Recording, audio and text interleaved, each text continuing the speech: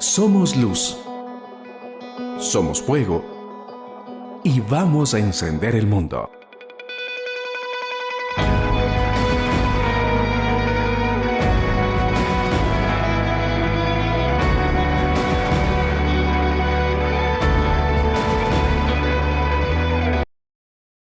En esta mañana quiero compartir con ustedes un pasaje de la palabra del Señor. ¿Cuántos les gusta o tocan guitarra? No sé si han notado cuando uno empieza a tocar guitarra o comienza a tocar el bajo, comenzamos a tener una especie como de callos en los dedos. Y estos callos se van profundizando y agudizando al punto en que cuando ya ponemos las notas sobre las cuerdas, ya no sentimos. No sé si los que tocan guitarra se han dado cuenta de eso. Uno ya no siente dolor cuando apoya justamente en las cuerdas. ¿Sabe? Algo así pasa con el pecado. Cuando usted se acostumbra a una vida de pecado, llega un punto donde su conciencia ya no sabe distinguir cuando hace las cosas bien o cuando hace las cosas mal porque se ha hecho un callo. El Señor, nuestro Dios, cada vez que la humanidad llega a tener un callo sobre su conciencia, sobre su corazón, ocupa una herramienta histórica que se llama el exilio. El exilio es una forma como Dios nos corrige y como vuelve a poner nuestros pies otra vez en un proceso. Un exilio es un proceso que sufre el pueblo hebreo, que sufrió el pueblo hebreo, por no escuchar la voz de Dios, ni tampoco escuchar a sus profetas. Ellos se entregaron a otros dioses, ¿se acuerdan la enseñanza de la semana anterior? Se entregaron a otros dioses, fueron tras otros dioses, se entregaron a sus placeres carnales y terminaron lejos de su tierra. El exilio es un proceso de corrección que trae purificación. Quizás uno de los exilios más importantes o más nombrados en el pueblo del Señor es el exilio a Babilonia. Y es que luego de la muerte de Josué, como veíamos la semana anterior, la siguiente generación se dedicó a seguir a otros dioses. Los dioses de Acera, que eran dioses que traían desde Egipto. Estaban en la tierra prometida, pero su mentalidad seguía siendo la misma mentalidad de cuando vivían esclavos en Egipto hace 40 años. Se quedaron en la tierra prometida después de haberla luchado, después de haberla peleado, y tuvieron ellos 500 años para poder establecerse en ese lugar. Y con el paso del tiempo y con el paso de los años, empezaron a olvidarse del Señor y a entregarse a otros dioses. Entonces, aparecían los profetas para decirles a los líderes del pueblo, están haciendo mal. Para decirles a los líderes del pueblo, están yéndose en contra de Dios, pero no le daban oído. Uno de los profetas que habló justamente al pueblo es el profeta Isaías. Isaías, en el año 758 a.C., comienza su labor de anunciar el juicio del Señor.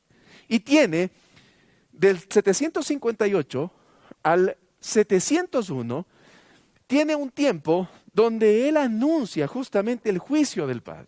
57 años Isaías diciéndole a la gente, a Dios se le va a acabar la paciencia. 57 años diciéndole a la gente, no jueguen con Dios. 57 años Isaías incomodando al poder y diciéndole al poder que estaban haciendo mal. Y cuando hablo del poder político y también del poder religioso. En el año 586 antes de Cristo, comienza el exilio a Babilonia, que finaliza en el año 537 antes de Cristo. En otras palabras, Isaías no miró el cumplimiento de sus profecías. En realidad, Isaías, entre lo que él profetizó y el cumplimiento, existieron 172 años. Era un tiempo extremadamente grande. De hecho, a Isaías lo mataron con el título o con la acusación de ser un falso profeta, porque sus profecías no se cumplían, le tenían como un charlatán. Pero los discípulos de Isaías guardaron los rollos de sus profecías y fueron justamente a mantenerlos presentes hasta el cumplimiento de las cosas. En el año 586, cuando comienza el exilio, entonces recuerdan que Isaías, un loquito, alguna vez dijo que esto nos iba a pasar. El libro de Isaías, que tenemos nosotros en la Biblia, tiene dos partes. La primera parte, desde el capítulo 1 hasta el capítulo 39, nos habla de un Isaías advirtiéndole al pueblo, se le va a agotar la paciencia del Señor. Y desde el capítulo siguiente, desde el capítulo 40 hasta el capítulo 66, el libro de Isaías nos habla de la esperanza que trae el Señor para su pueblo. Ahora, entre el juicio y la esperanza hay una brecha. Esa brecha son los años, esos 50 años de exilio. Mire, mientras preparaba esta enseñanza, yo decía, estamos viviendo algo muy parecido. Porque la humanidad tiene un callo sobre su conciencia porque piensa que pecar es normal, porque trata de ponerle nombres agradables al pecado para que nosotros convivamos con él. Y el Señor nos ha mandado un tiempo donde hemos estado prácticamente exiliados, lejos de nuestra tierra, lejos de nuestros seres queridos, de nuestras labores habituales, de nuestras costumbres, como le pasó justamente al pueblo judío. Pero el anuncio que llega a tener Ciro el Grande abre una puerta y les dice, es tiempo de regresar. La serie que vamos a ver nosotros durante este tiempo se llama Tiempo de Retornar. Diga conmigo, tiempo de retornar. ¿Sí? ¿Por qué? Porque vamos a mirar qué es lo que el Señor propone después del exilio. Y cuando hablo después del exilio, estoy hablando después de ese capítulo 39 de Isaías. Porque hasta el 39 Isaías habla del juicio del Señor. Pero a partir del 40 hasta el 66 habla de lo que el Señor tiene para su pueblo. Entre ello está justamente la promesa de la venida de nuestro Señor Jesucristo que se cumple justamente con Él. Cuando Ciro el Grande les dice pueden retornar, se encuentran con dos grupos. Un grupo que se acomodó y dijo, así estamos bien, nos vamos a quedar en Babilonia, aquí estamos bien. Así como en Egipto, acá también comemos carne, trabajamos por un plato de comida. Pero hubo otro grupo, un grupo de valientes que dijo, nosotros nos regresamos a Jerusalén. Y cuando regresaron a Jerusalén, 50 años después, se encontraron con una ciudad destruida, con un templo acabado. Mire, el día de ayer, nuestras señoras fueron a arreglar el sitio donde están los niños. Y nos dijeron, 1 año no hemos abierto esto. Abrieron y empezaron a pasar la aspiradora y nosotros les empezamos a ayudar a sacar ese tarrito de agua donde terminan los residuos. Y caía lodo, pero lodo. 1 año sin abrir. ¿Se imagina lo que son 50 años de una ciudad donde se llevaron a niños, a jóvenes, a viejos? Muchos de ellos murieron en Babilonia. Otros salieron chiquititos y regresaron ya grandes y ancianos quizás. ¿Se imagina cómo encontraron Jerusalén y cómo encontraron al templo? Seguramente debieron haber pensado algo como esto. El título de este mensaje de esta mañana se llama No me sale nada. Yo sé que esa frase nunca hemos dicho nosotros. Pero a todos nos pasa que en algún punto en la vida no nos sale nada. En algún punto en la vida, como dicen, no estamos salados y no nos salen las cosas. Y algo así le pasa al pueblo del Señor. Le dan la autorización, Ciro el Grande, la autoridad de Babilonia, y le permite retornar, y cuando regresan se encuentran con un panorama desolador. Si usted quiere compartir algo de lo que estamos haciendo, si usted quiere tomar una foto, si usted quiere poner alguno en pensamiento, le invito a que pueda ocupar esta etiqueta, IBF Luz y Fuego, por favor. Ocupe eso para que todos podamos ubicar lo que vamos subiendo y podamos nutrirnos mutuamente de lo que vamos escribiendo. ¿Sabe? La vacunación está avanzando a pasos agigantados aquí en el Ecuador. Cuando hablaban de vacunar a 80,000 personas diarias, decimos, era una locura vacunar a 80,000 personas diarias, imposible, demagogia, decíamos nosotros. Cuando nos enteramos que estamos ahora diariamente bordeando un número cercano a los 200,000 vacunados diarios, es una locura. ¿Cuántos de nosotros ya nos hemos puesto al menos una dosis? Regrese a ver, mire cuántas personas ya estamos con una dosis, por lo menos una. Hablamos de que un poco menos de la mitad de esta sala ya tiene una dosis. Lo que está pasando en nuestro país con la vacunación es una locura. Pero sabe, cuando empezamos a retomar ciertas cosas y actividades, nos damos cuenta de algo. La economía no tiene vacuna. La economía se encuentra realmente muy mal. ¿Qué tiene que decirnos Dios para el aquí y el ahora que estamos viviendo? Para el momento exacto que nosotros estamos atravesando, donde quienes ya hemos recibido una vacuna, nos sentimos en cierta manera un tanto protegidos, decimos vamos a luchar por lo que hemos perdido. Y quizás como el pueblo del Señor nos encontramos con Jerusalén destruido y con el templo acabado. Es tiempo de retornar, sí, a tomar ciertas actividades, pero antes de retornar quiero que escuchemos la voz del Señor. Cierre sus ojitos. Padre Celestial, háblanos. Llénanos de tu presencia, Señor, y que en esta mañana podamos escuchar claramente tu voz. Antes de retornar, queremos, Señor, saber qué tienes para nuestras vidas. No nos queremos equivocar, Señor. Enséñanos, Padre, en el nombre de Jesús. Amén. Vamos con el primer punto. El primer punto se llama cambia tu actitud. Diga conmigo. Más durito, más durito. Vamos al libro de Isaías, capítulo 54, y vamos a leer el primer versículo. ¿Se acuerda que a partir del 40 comienza la esperanza para el pueblo? Los primeros capítulos nos hablan acerca de Jesús. Y cuando habla de Jesús, el 54 le dice al pueblo lo siguiente: regocíjate, oh estéril, la que no daba luz, levanta canción, da voces de júbilo. La palabra original de regocíjate en el hebreo es ranán, y ranán era la palabra que se ocupaba para cuando las personas talaban un árbol. En ese tiempo no habían motosierras. En ese tiempo habían una especie de hachas. Y los árboles así grandotes, imagínense el sonido que se hacía cuando talaban un árbol. Y es más, cuando lograban virar ese árbol, se imagina cómo sonaba la madera, ese... Eso es ranán. Regocíjate. ¿Cuántos estamos contentos hoy? Mire, alguna vez un amigo decía, ¿estás contento? Sí, avísale a tu cara, le decía, porque tu cara no refleja lo mismo. ¿Sabe?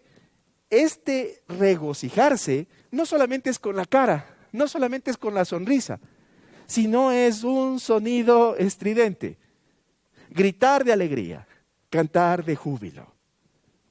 Imagínese usted al pueblo del Señor regresando a Jerusalén y encontrándose con la ciudad acabada, con el templo acabado. Y el Señor le dice, da voces de júbilo, grita de alegría, regocíjate. Amigos queridos, en esta mañana, aunque parecería una locura, nos sigue hablando la palabra del Señor y nos sigue diciendo, después de este periodo en que hemos estado nosotros atravesando una situación muy complicada y que seguimos atravesando, el Señor nos dice, da voces de alegría, regocíjate, cambia tu actitud. ¿Por qué? Porque cuando nosotros hablamos las maravillas del Señor y hablamos la fe que tenemos en el Señor, nuestro entorno recibe un testimonio. Los cielos escuchan nuestro testimonio. Y los que están alrededor nuestro, inevitablemente escucharán que nosotros tenemos fe. Y cuando nuestra confianza está puesta en el Señor no nos defrauda. Regocíjate, que dice, marquémosle el otro por favor, estéril, la que no daba luz. A ver, mis amigos, ¿por qué habla de una mujer? En primer lugar, estos capítulos de Isaías comparan justamente al Señor con su pueblo en una especie de matrimonio, en un matrimonio. Y muestra cómo el pueblo le fue infiel a Dios, porque se fue detrás de otros dioses. Pero no solamente se fue detrás de otros dioses, sino que aparte estaba estéril. Y cuando hablamos de esterilidad, hay una palabra interesantísima que es akar, palabra hebrea para mencionar que una mujer que tenía su aparato reproductor sano fue arrancado para que no tenga hijos. En ese tiempo no había quirófanos, en ese tiempo no había anestesia, no había la clínica de la mujer para hacer una histerectomía, no había eso. Era un proceso violento para dañar una mujer infiel. Le quitaban el privilegio de ser madre. Amigos, amigas, en esta época bíblica que estamos hablando, en el tiempo de Moisés, incluso en el tiempo de Jesús y los apóstoles, la mujer tenía un papel secundario.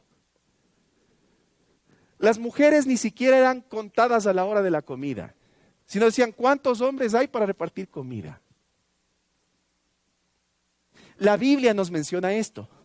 La Biblia no está diciendo que esto es lo correcto, porque el plan del Señor no es ese. Porque el hombre y la mujer llevamos una bendición inicial, una bendición para poder dominar y para poder aumentar lo que el Señor pone en nuestra mano. Pero el hombre se encargó de dañar justamente esto. El ser humano se encargó de dañar y de relegar a la mujer a funciones simplemente de servicio y de reproducción, en donde la reproducción parecería ser la más importante. Insisto, el plan de Dios no es ese, pero eso hicieron las personas que estamos hablando. Amigos queridos, una mujer, cuando nacía una mujer, era una especie de maldición para una familia. De hecho, una de las bendiciones que los padres les daban a sus hijos cuando se casaban, les decían que tus hijos sean varones. ¿Y sabe por qué hacían eso? Porque la mujer en ese tiempo, desde que nacía, se sabía que la mujer iba a ser entregada a la familia de su marido. Las familias se fortalecían al tener más personas para labrar la tierra, para cuidar ovejas, para poder tener un mayor control de las cosas que ellos tenían. Y esas labores las ejercían los hombres. Las mujeres hacían labores de servicio. Lamentablemente, en esa época, a las mujeres se les veía como una pérdida. Se les veía como alguien que solamente consumía y que no podía producir prácticamente nada. Lo único que podía producir era hijos. Y ni siquiera hijos para la familia, sino hijos para otra familia. Y aparte de eso, para que una chica se vaya con su marido, se case y se vaya con su marido, su padre tenía que tener una buena cantidad de dinero para decirle, vea, en lo que va a gastar con ella. La dote.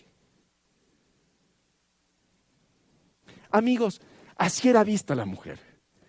Imagínese usted una mujer infiel a la que por infiel le arrancaron el aparato reproductor. Y Dios dice, regocíjate, da voces de alegría, de júbilo, canta, alégrate. ¿Y a quién le dice? Al estéril, a la que no podía dar a luz, a la que nunca estuvo de parto. Amigos, a muchos de nosotros la sociedad nos puede ver justamente como veían a las mujeres en ese tiempo. Y soy más específico. Cuando usted pasa cierta edad, en la sociedad ya no encuentra trabajo. Y es visto como un peso para la sociedad.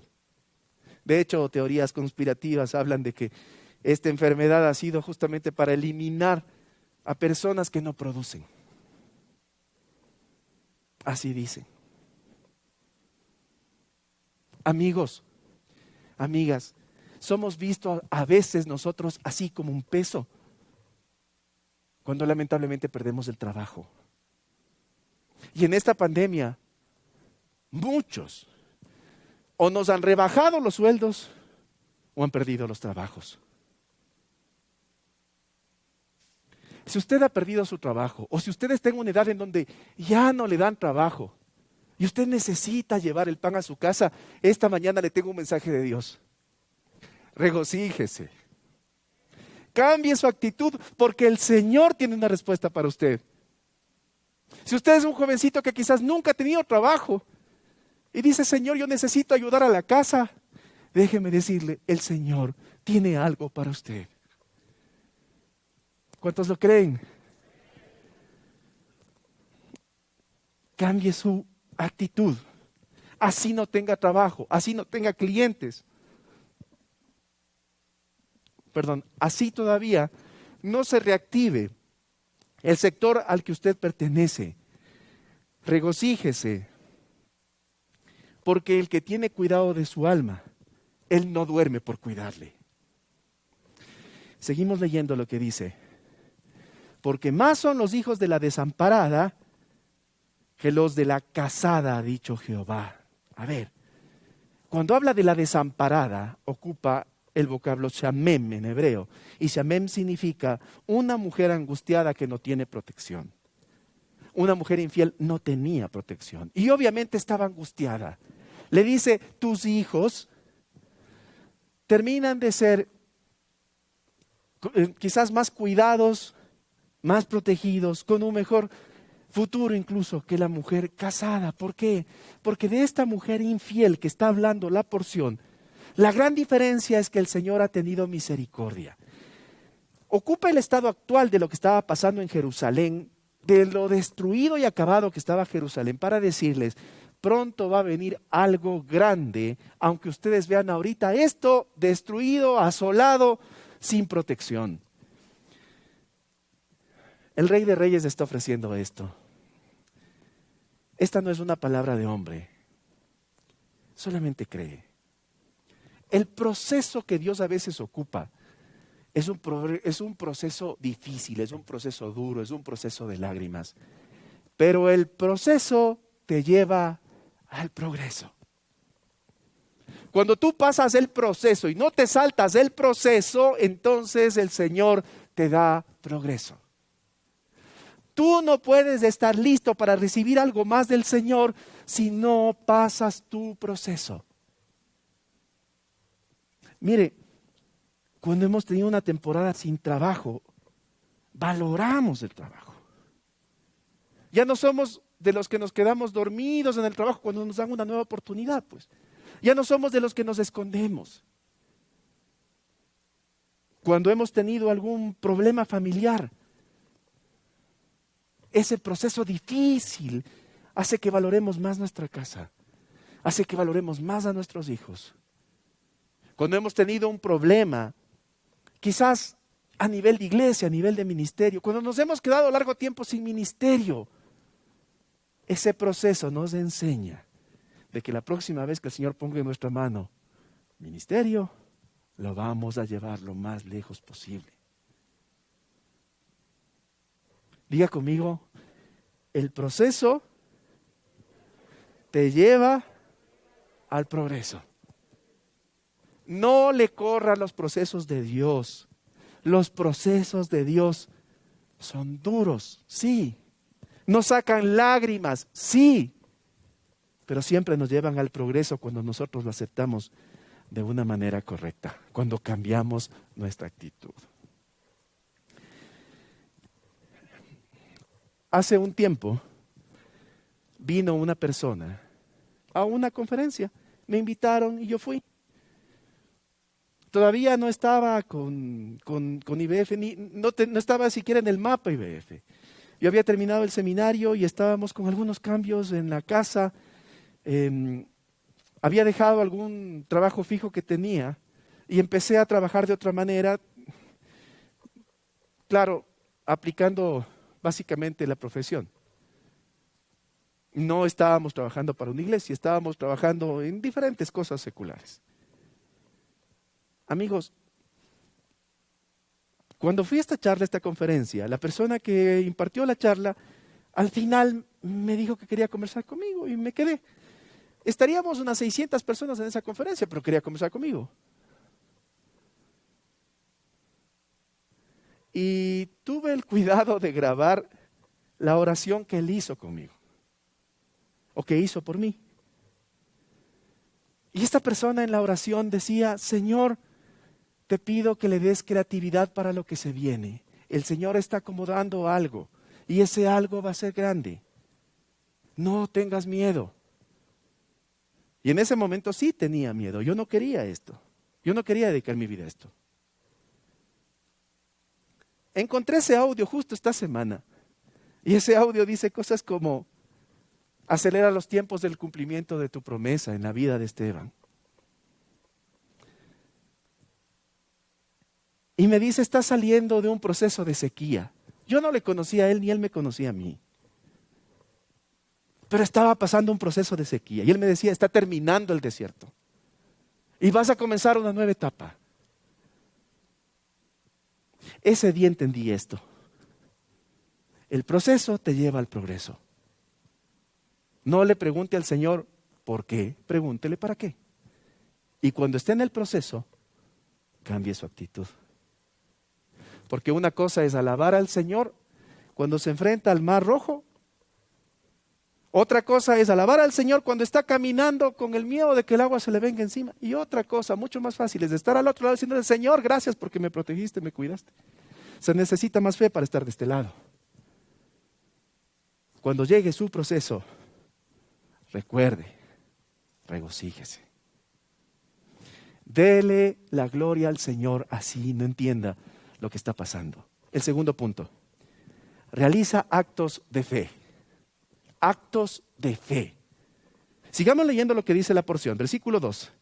Ensancha el sitio de tu tienda y las cortinas de tus habitaciones sean extendidas, no seas escasa. Alude esta porción al tabernáculo que ocupaban justamente en el desierto, en donde se reunían en esa especie de iglesia primitiva. Pero ¿por qué ocupa Isaías esa porción si ya tenían ellos después un templo? ¿Sabe por qué? Si nosotros queremos alargar este lugar, alargar concreto, cemento, piedras es duro. Pero alargar cortinas es más sencillo. Entonces, lo que Dios le está diciendo es: mire, usted va a poder ampliarse. Aunque esto parezca difícil, lo va a poder hacer de una manera sencilla. Ensancha. ¿A quién se le ocurre en un momento de destrucción donde el hombre mira todo terminado, todo acabado? ¿A quién se le ocurre decir ensancha? Solamente al Señor. Es que Dios ocupa esos espacios donde parecería que nada se puede sacar para que la gloria no se lleve el hombre. El Señor muchas veces permite que nosotros estemos en un exilio y que regresemos y nos encontremos con todo terminado. ¿Para qué? Para que cuando Él nos levante, la gente diga: indiscutiblemente tuvo que haber sido Dios, porque por sus fuerzas Él no se pudo haber levantado. Muchos de nosotros hemos atravesado procesos dolorosos en este tiempo. Incertidumbre, desánimo. Quizás lo último que pensamos es en ensanchar algo que el Señor ha puesto en nuestra mano. Pero al Señor le encanta esto de lo imposible. Al Señor le encanta extendernos en el momento menos indicado. Nos reunimos por muchos años en un sitio que es una bendición hasta ahora, que muchos de ustedes conocen. Dar un paso de saltar a este auditorio. La gente nos decía: ¿están seguros? ¿Están seguros? Sí van a avanzar. Sí van a poder. Yo le decía: quizás yo no, pero el Señor sí. Y en medio de lo que estamos viviendo, pensar en ensancharlo de al lado, al Señor le encanta hacer de lo imposible posible. Y en situaciones difíciles, amigos queridos, como la que usted está atravesando el día de hoy, en esas situaciones difíciles es donde el Señor nos dice: ten fe y ensancha. Ten fe y da un siguiente paso.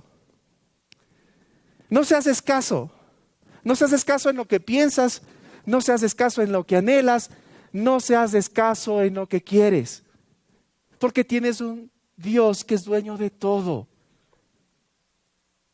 Alguna vez nos contaban una historia cuando éramos niños y nos decían, una persona le pidió al Señor un carro viejito y le pedía, Señor, dame, aunque sea un carro viejito, aunque sea un carro viejito, aunque sea un carro viejito. ¿Y saben qué le dio Dios? Un carro viejito. En este tiempo, donde quizás usted está sin trabajo, donde quizás los clientes no están viniendo, en este tiempo donde las cosas son inciertas, en este tiempo no sea escaso. Y pídale al Señor algo realmente superior, para que cuando llegue ese algo superior, usted sepa de dónde viene, de parte de quién viene y para qué viene. No sea escaso. Una vez le digo a la Fer, le digo, mija, estoy pensando una locura. No vale. Es una locura esto que estoy pensando. Y la Fer me dice, ¿de qué es? Dígame. Porque esas locuras son las a las que el Señor le encanta. Y me quedé pensando y dije, es cierto. Pablo tuvo que volverse loco, como él dijo en algún pasaje, ¿no? Para poder alcanzar un grupo de personas. Nos ven así, como locos en muchos casos. Y es que es de locos pensar en ensanchar, pensar en no ser escaso, cuando el panorama es incierto. La gran diferencia que tenemos nosotros con analistas, que está muy bien tenerlos, con economistas, que está muy bien tenerlo, con financieros, que está muy bien tenerlo. La gran diferencia que nosotros tenemos es que nosotros podemos confiar en algo más que los números. Yo puedo confiar en quien hace de lo imposible posible. Y en esta mañana, el Señor le ha traído específicamente a usted para decirle, no seas escaso, regocíjate. Porque lo que se viene para tu vida es algo que ni siquiera tú mismo te imaginas. Y a esa locura que le está dando vueltas en la cabeza, póngale en oración. Busque el acompañamiento de personas sabias. Siéntese, como dijo Jesús, a hacer cálculos, a hacer cuentas. Porque esa es nuestra parte. Sigamos leyendo. Dice, no seas escasa. Alarga tus y refuerza tus. Alarga tus cuerdas, refuerza tus estacas, que era lo que sostenía justamente el tabernáculo. Es que esa es mi parte.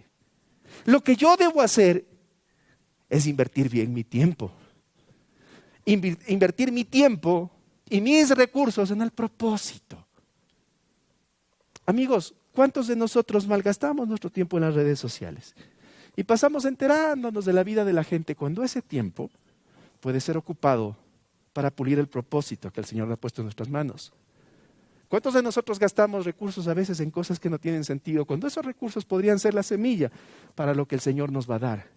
Pero este poquito, sí, pero si usted guarda ese poquito y le suma otro poquito y otro poquito y otro poquito, cuando se dé cuenta va a tener un capital que le va a servir. Mi parte es actualizarme. Mi parte es encontrar nuevas habilidades. Si sabe que los asuntos digitales que nosotros manejamos ahora vinieron para quedarse. De hecho, el discipulado de parejas que vamos a empezar a finales de este mes. ¿Cuántos extrañan el discipulado de parejas? Bueno, han tenido una pequeña vacación. Pero el nuevo ciclo de discipulado de parejas va a tener una parte digital y una parte, una vez al mes nos vamos a reunir presencialmente. De esa manera es como van a funcionar muchas cosas. Y si usted no entiende los temas digitales, tiene que aprenderlos. Hay cursos hasta gratis. Necesita entender cómo funcionan los temas digitales. Necesita comprender cómo se va a mover el mundo de aquí para adelante. Necesitamos en nuestro alargar y reforzar, necesitamos, mis amigos, transparentar nuestros ingresos y nuestros egresos. No nos llevemos por ese dicho del Dios proveerá. Es cierto, Dios provee. Pero Dios no es una especie de chulco para correr atrás de nosotros cada vez que nos endeudamos. El Señor nos ha dado sabiduría. Aprendamos. Transparentemos nuestros ingresos y transparentemos nuestros egresos. De pronto usted no tiene un sueldo fijo. Usted tiene un negocio y ese negocio le está generando algo. Póngase un sueldo. Y si ese sueldo es menos del sueldo básico, aprenda a vivir con eso primero. Y después empiece a generar un poco más. Vaya solidificando lo que usted está haciendo. Vaya reforzando y vaya alargando. Revise sus egresos. A veces gastamos en cosas sin sentido. Preguntémonos, ¿es realmente necesario? ¿Puedo tener algo parecido a esto? Mire, yo compro en un supermercado la mayoría de cosas. Donde mucha gente diría, ay, el pastor yendo a comprar. Yo pensé que el pastor compraba en, como decimos en la radio, en Abarrotes Doña Ray, pues. No. Y a veces vamos a comprar hasta en bodegas de abastos, sin problema. Alguna vez vi el caso de una persona que tenía guardadas las fundas de supermercado para meter ahí las compras y entrar a la casa como que venía del supermercado. Cuando yo consigo la pasta dental, a veces en Santa Clara mucho más barato que lo que cuesta en una perchita. Y no se me va la santidad. El glamour de pronto sí, pero la santidad no. Y eso es lo que importa. Aprendamos a priorizar gastos. Pongámonos un sueldo si nosotros no tenemos justamente un sueldo fijo. Si nos han anunciado que nos van a liquidar, que eso está pasando, ¿sabe qué? Dele gracias a Dios. Porque quizás los sueños que Dios tiene para usted no los va a cumplir siendo empleado de alguien más. Le va a tocar pagar un precio por sus sueños. Porque si usted no está dispuesto a sacrificarse por sus sueños, va a haber alguien que le pague para que usted cumpla los sueños de él. Regocíjese.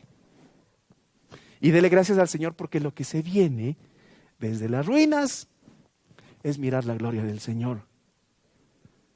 Alargue su perspectiva de crecimiento. No se quede escaso.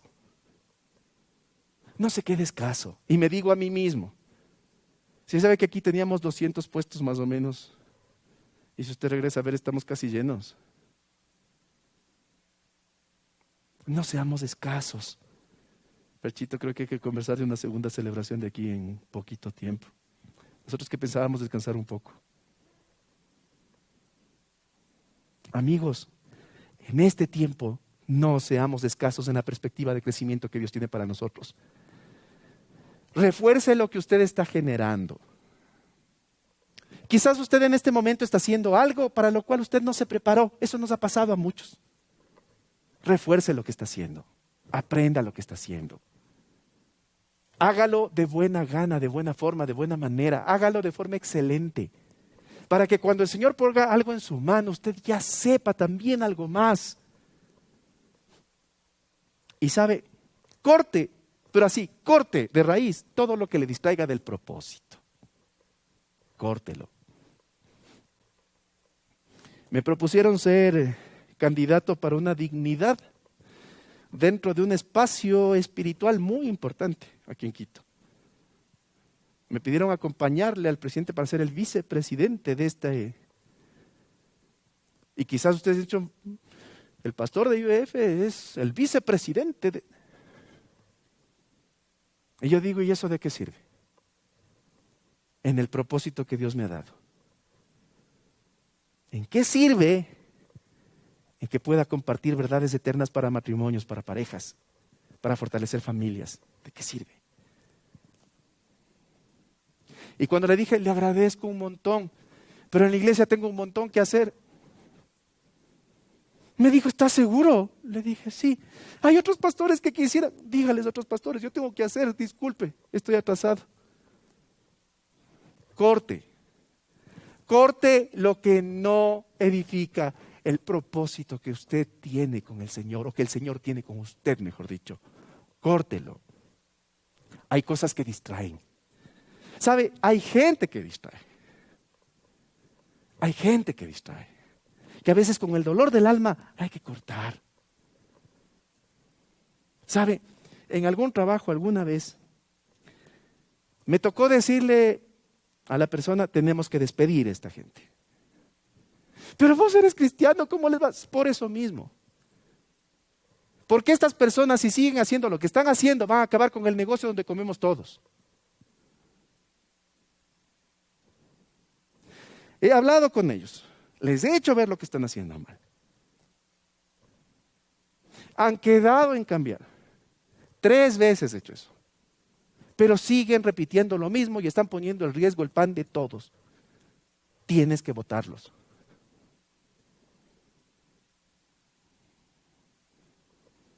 Alguna vez en un trabajo encontré a una persona que estaba robando. Y tenía un robo súper ingenioso, porque para eso somos vivísimos nosotros los ecuatorianos. Cuando tenemos que implantar un negocio no sabemos qué ponernos, pero cuando trabajamos en alguna parte y tenemos de alguna manera cómo sacar alguna ventaja, somos súper creativos en cómo sacar. Este hombre se iba quedando con ciertos picos de los depósitos, que en principio podían parecer depósitos no tan grandes, $8, $7. Y claro, nos decía cosas como, lo que pasa es que han habido billetes falsos, monedas que no han sido de $1, que han sido de otro país. Y como por ventanilla se manejaba mucho dinero, entonces $8 en un depósito de 2,000, de 3,000, pero sume $8 por 30 días. Y no había día que el hombre no tenga un billete falso. Y el billete falso se quedó en el banco.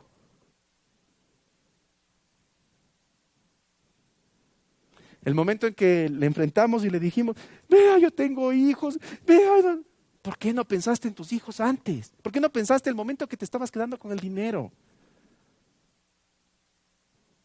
Amigos, porque somos cristianos mismos es que tenemos que ser firmes, porque así fue nuestro maestro.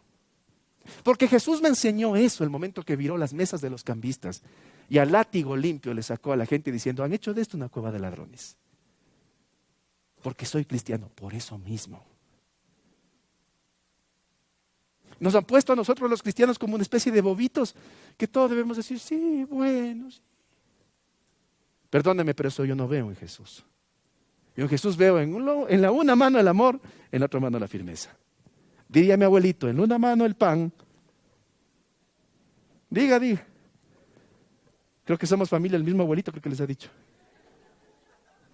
En la otra mano el palo, decían así. Sigamos leyendo el siguiente versículo. ¿Por qué no debe ser escasa? Porque te extenderás. Porque te extenderás. ¿Será que Dios sabía lo que estaba pasando en Jerusalén? ¿Será que Dios sabe lo que está pasando en la micro y macroeconomía de nuestro planeta? ¿Será que Dios sabe? Y que este domingo viene un pastor a decirme que me voy a extender. ¿Será que Dios está realmente en contexto de lo que está pasando? La promesa de Dios para el pueblo judío después de 50 años de exilio y de tener una ciudad destruida y un templo acabado, es decirle, te vas a extender. ¿Nosotros cuánto estamos? Poco más de un año, ¿no? Marzo, abril, mayo, junio, julio. 1 año y 5 meses. Mire, es el mismo Dios el que hoy nos dice, te extenderás. El Padre puede extendernos y puede en medio de la esterilidad, en medio de la estrechez, en medio del desamparo, sacar algo que asombre a todos y nos haga justamente ver que no es por lo que nosotros hacemos, sino por lo que Él puede hacer en nosotros. Te extenderás. ¿Cuántos quieren extenderse? ¿Cuántos quieren extenderse? Levante su mano. Despuésito quiero que levante la mano y le voy a hacer otra pregunta, más adelantito. Solo Dios puede bendecirnos cuando no existe nada. Revise el Génesis, los primeros versículos del primer capítulo. Y Dios no dijo, ven trayendo de la ferretería 800 metros de alambre, una boquilla y un foco para que se haga la luz. Nuestro Señor dijo, hágase la luz. ¿Y de dónde salió la luz? De nada. Es que solamente un Dios creador puede sacar algo de la nada. Así que si usted no tiene nada, Jacob tenía, como nos decía el pastor Fernando, tenía por lo menos una piedrita para acostarse. Si usted no tiene nada, ¿sabe qué? Está en el punto perfecto para que Dios le bendiga. Si usted no tiene nada, está en el punto exacto para que usted le diga al Señor, Señor, yo voy a ser fiel contigo. Y para que lo cumpla. Jacob terminó de ser uno de los hombres más ricos que había en ese tiempo. Y la bendición del Señor no solamente es plata, la bendición del Señor va mucho más allá. La bendición del Señor incluye salud, incluye relaciones familiares, incluye hijos que crecen alrededor de la mesa como planta de olivo, como dice el Salmo 128. Sigamos leyendo. Porque te extenderás a la mano derecha. Estire su mano derecha. Te extenderás a la mano derecha. A ver, para las mujeres esta es la derecha. Lo que pasa es que las mujeres, en serio, el sentido de ubicación no lo tienen muy desarrollado. En serio. Bajen la mano, verán. No, en serio. Las mujeres son más inteligentes que los hombres. Eso es científicamente comprobado. Pero, en donde le escogemos nosotros es en la ubicación, en el sentido de ubicación. Entonces a veces nos toca decir a la derecha. No, la otra derecha.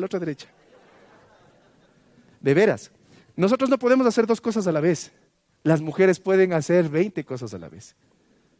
Les he contado que alguna vez yo vi una mujer, que llevaba un niño, le daba de lactar al niño, manejaba el carro, escuchaba la radio, peleaba con el marido y se pintaba. Ustedes lo pueden hacer, de veras. Nosotros no podemos hacer eso. Tenemos que decir silencio para oír la radio porque nosotros no podemos concentrarnos en dos cosas. A ver, derecha. Te extenderás a la derecha, estire. Te extenderás a la derecha y también te extenderás a la izquierda. Estire a la izquierda. Las dos, estire. O sea, ¿de qué tamaño va a ser la bendición que el Señor nos va a dar? ¿De qué tamaño va a ser? Ahora, acuérdese que también la Biblia tiene un significado espiritual. También tiene un significado cultural. ¿Se acuerdan ustedes qué es lo que significa el costado derecho para la cultura judía? Dígalo fuerte.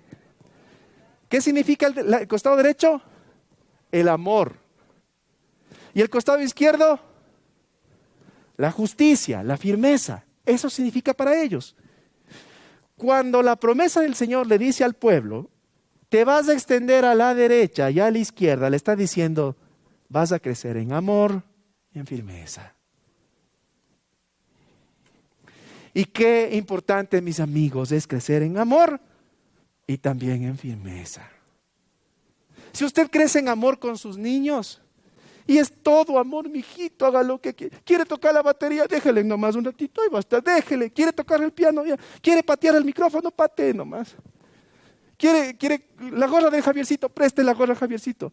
Si usted es muy amor con su hijo, ¿sabe? Mañana usted va a tener un niño incontrolable que va a pensar que el centro del mundo es él. Debemos crecer en amor, pero también en... Ahora, ¿qué pasa si crecemos solamente en firmeza? Y mi niña se sienta ahí y no se mueve ni pestanea, usted no puede decir nada, quietita ahí porque usted es mujercita, porque... El día de mañana vamos a tener una chica que va a anhelar cumplir 18 años para salir corriendo de la casa. Si sabe que muchos matrimonios de generaciones anteriores se originaron por eso. Y pasó un señor y le dijo, vamos, y ella dijo, vamos.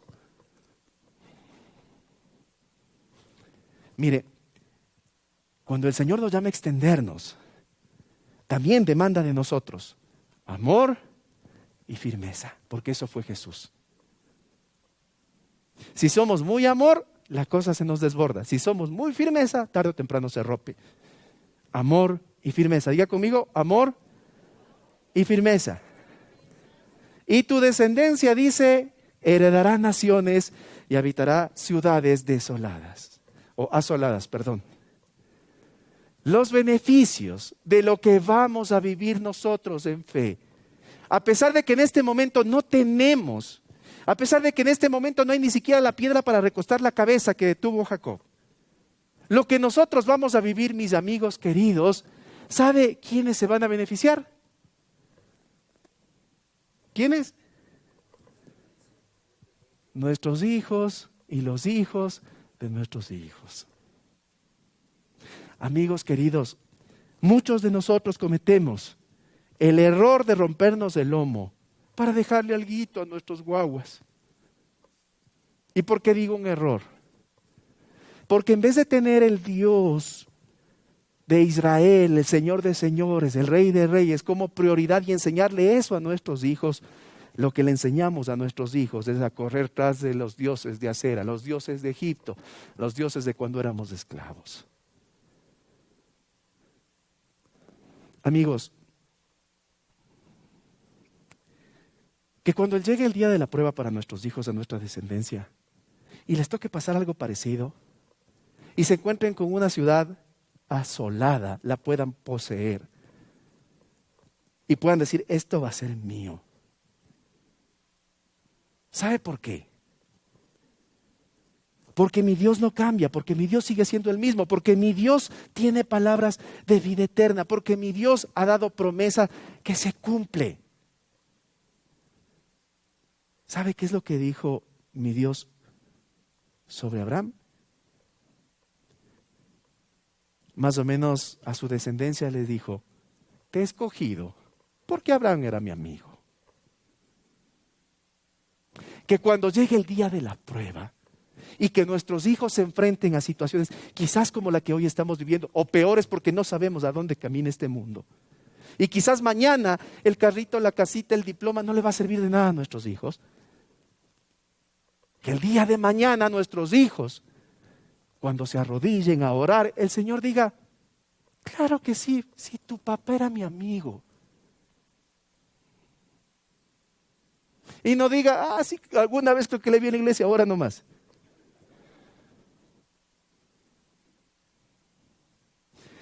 El trabajo que nosotros tenemos como padres, no solamente es llenar la barriguita de nuestros hijos, es llenar su corazón de verdades eternas, para que cuando venga el día de la prueba, nuestros hijos sepan a dónde ir, a quién recurrir, sepan delante de quién arrodillarse y sepan en quién poner su confianza.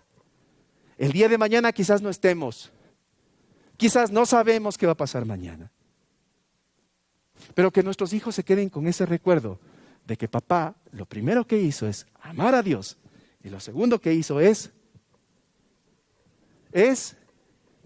servir al prójimo. Vamos al último punto. No, perdón, les quiero decir esto. La fe nos lleva a ver los desafíos como Dios los ve. Dios mira los desafíos de forma diferente. Y la fe justamente hace eso. Hace que veamos los desafíos de forma diferente. Vamos al último punto. ¿Para quién es la promesa que hizo? Porque nosotros podemos sacar toda la teología y aplicar en este momento y decir, eso era solamente para los judíos y ¿para quién era esto? ¿Se acuerda que le dije en principio que el libro de Isaías se dividía en dos partes? Y que hasta el capítulo 39, ¿se acuerda que le dije que hablaba del juicio? Y a partir del 40 hablaba de la esperanza. La gente estaba tan confundida. La gente estaba tan dolida. La gente estaba con tanta preocupación, tan turbados de mirar su ciudad, sus familias destruidas, que tuvo que hablarles de esta forma. Así tuvo que hablarles del Señor. En el capítulo 51, los primeros versículos, las primeras letras de el primer versículo dicen, escúchenme ustedes los que se esfuerzan por actuar con justicia, los que buscan al Señor. La promesa que el Señor está haciendo de extendernos, de no ser escasos, de regocijarnos, porque de la esterilidad terminará de salir un fruto agradable, es para quienes se esfuerzan por actuar con justicia y para los que buscan al Señor, y eso trasciende los tiempos. Mi Dios no es un hombre. Los hombres decimos, sí te voy a llamar, y nunca te llamamos. Los hombres decimos, te voy a querer toda la vida, y resulta que no le hemos querido ni un poquito siquiera. Los hombres mentimos. La palabra del Señor permanece para siempre, por eso es Dios. Extenderse, ser bendecido en medio de la nada, ser puesto como un ejemplo de que alguien era estéril y ahora es bendecido, está reservado para quienes se esfuerzan por actuar con justicia. ¿Y qué quiere decir esto?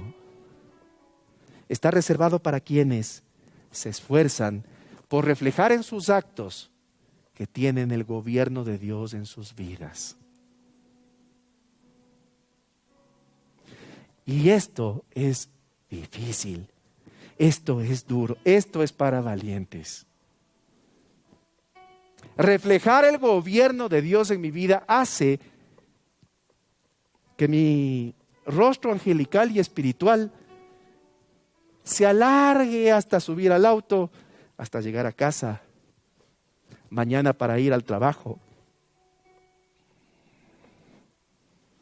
Hace que nosotros en medio de las tentaciones que podamos tener en el día a día, nuestros actos reflejen la justicia de Dios.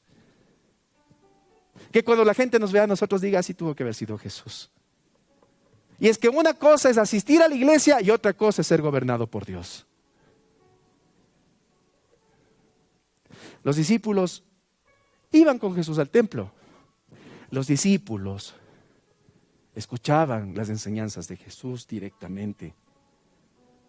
Los discípulos estuvieron con Jesús cuando dio vista a los ciegos, abrió los oídos de los sordos, sanó a los leprosos, los tocaba Jesús a los leprosos.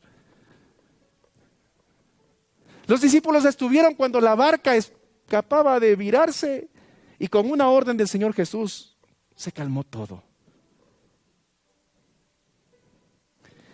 Y en medio de los discípulos, en el momento de la prueba, aparece uno que dice, si yo no veo, no creo. Otro que dice, yo nunca le he conocido al hombre, no sé. Aparece otro que dice, ¿cuánto me dan? Yo les digo quién es. Una cosa es asistir a una iglesia y otra cosa es esforzarnos por actuar con justicia, esforzarnos por parecernos a Jesús. Eso es palabras mayores. ¿Qué será, pastor, que yo vea? Yo escuché su mensaje, cuánto orado, cuánto, y conmigo nada pasa. La pregunta es, ¿se está esforzando usted por actuar con justicia? Por más que le pago a la contadora para que me haga 2 contabilidades, no tengo la utilidad que espero. ¿Será eso actuar con justicia? Hacer que a los empleados no les quede nada para que no reclamen utilidades. ¿Será eso actuar con justicia? ¿Será eso extendernos? Ponerle en el rol de pagos, aquí respiraste 2 veces, te descuento. ¿Será eso actuar con justicia? ¿Será actuar con justicia el buscar ponerle una pesita adicional a la balanza para cuando yo vendo en mi negocio, darle un poquito menos y tener un rédito mayor? ¿Será eso actuar con justicia?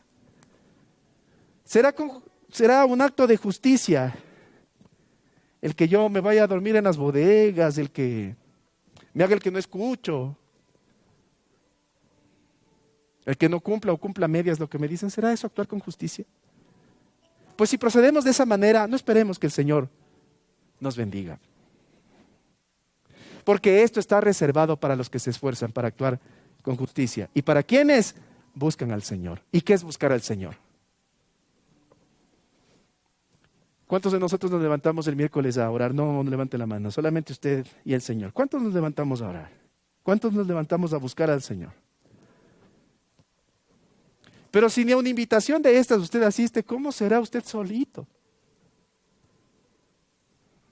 Es que me da sueño. A mí también me da sueño, le cuento. Es que yo tengo que hacer y me desocupo. Yo también me desocupo tarde. El martes terminamos el discipulado a veces, el pastor Fernando a veces y yo. Nos quedamos arreglando cosas, cuando nos damos cuenta ya es 12, 1 de la mañana. Y también nos da sueño. Pero esta bendición especial está reservada para los que buscan al Señor. Los que buscan al Señor a tiempo y fuera de tiempo. Esta promesa está reservada para aquellos que no corren atrás de falsos dioses. Esta promesa está reservada para aquellos quienes no han puesto a Mamón, el Dios de las riquezas, como el Dios a quien seguir. Esto no está reservado para quienes han dicho, no, yo voy a hacer lo contrario porque yo quiero hacer lo contrario porque así soy. Esto está reservado para quien dice, Señor, aunque no entiendo cómo lo vas a hacer, yo te creo. Y te voy a obedecer. No sé cómo va a salir, no sé cómo será, pero yo te creo. Esto está reservado para el que le ha dicho, Señor, yo voy a ser fiel contigo. Esto está reservado para quien busca todos los días parecerse a Jesús, así duela. Entonces les pregunto, ¿cuántos quieren extenderse? ¿Qué tenemos que hacer? Esforzarnos por actuar con justicia, porque actuar con justicia no es fácil. ¿Qué tenemos que hacer? Esforzarnos por buscar al Señor. Estás a tiempo de pedirle al Señor que transforme tu vida. Que cambiemos esa mentalidad de asistir a la iglesia como para que nos sintamos bien y como para que decir si estoy yendo. Estás a tiempo de decirle, Señor, quiero que hagas una cirugía mayor en mi vida. Señor, quiero que realmente me toques. Quiero realmente tenerte en el centro de mi vida. Como decimos en las clases de discipulado de los martes, que Jesús sea nuestra prioridad sobre todo y sobre todos. Usted no puede servir a dos señores. Pero es que verá, pastor, yo 40 años voy así en la vida cristiana y me ha ido bien. Yo no sé si el Señor pensará lo mismo. Porque al Señor no le gusta compartir su gloria. Estás a tiempo de pedirle al Señor que transforme tu vida y que comiences a vivir en una dimensión de reino. ¿Qué es una dimensión de reino? Cuando tenemos a Jesús sobre nuestra cabeza, donde antes de hacer nada, le consultamos primero a Él. Cuando buscamos parecernos a Jesús. Cuando entramos en una dinámica en donde vivo el poder de Dios y enseño a otros a vivir el poder de Dios. No solamente les enseño versículos, les enseño una experiencia de vida con Jesús. Finalizo con esto. Cuando el proceso de Dios pone como prioridad a Cristo en tu vida, estás listo para que las cosas empiecen a salir. No te pongas metas alcanzables. Sí. No te pongas metas alcanzables, porque las alcanzables las haces tú. No te pongas metas alcanzables porque el Padre tiene pensamientos superiores. Solo ten fe y obedece. Esta mañana el Señor ha hablado y ha puesto delante de ti la muerte y la vida. ¿Qué vas a hacer?